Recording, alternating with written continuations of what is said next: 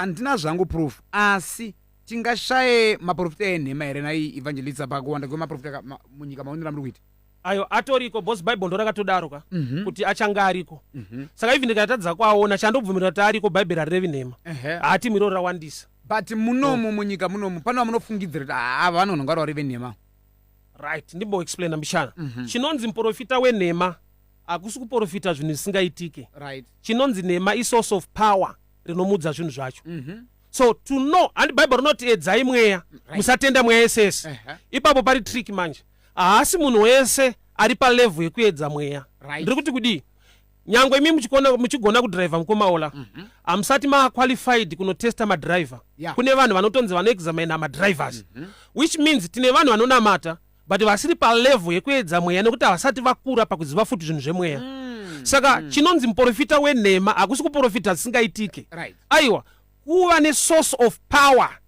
iri kunegative world because even kunegative world kune munhu ane source of power yekuti anotoona achitoprofita zvinhu zvinotoitika but ndewenhema kwete nokuti anyepa but nokuti mweya waanoshanda nawo hausi wamwari saka kuti uzvizive manje kuti mweya wake hausi wamwari vanhu vanonyanyocheka maresults more than the source of power which is an error. Moses akanzitaura nedombo paMeribha riburise mvura iye by experience nokuti akamborwa rikabuda akarova mvura ikabuda vanhu vakanwa mvura yemistake but havana kuziziva kuti tanwa mistake why kwavari yanga iri breakthrough kuna Moses iri breakdown because bari kutangira nyaya anzitaura iye arova saka haasi kuzopinda Kenani nenyaya yekurova yeti kurova ikoko kwete kuti vanhu vagute saka tine vanhu vakuti hai zvinongu ndakanamatirwa ini ndinobheka nemaresults munhu wamwari bo ndakazowana basa munhu wamwari bho ndakazodii maresults haisi guarantee yekuti it's the truth or the source of power is from God. Very very powerful. Very powerful. I'm sure manyatsopatsana kuti zvinobatika kuti vanhu ava vanepa vanofana ngwachi acknowledge nele kuti uyu this is the uyu ndiwa mwari uyu ndiwa mwari ngatimboti vafundisi atiwirirani kadzimwe nguva tinotomakana zvokutoti kana ukatoshandiswa namwari zvakadii ndotofanira kuramba because handikufariri but chinenge chiitika ipapo chii isi tiri kusave us the same God. Membership ndo number one thing. Vanhu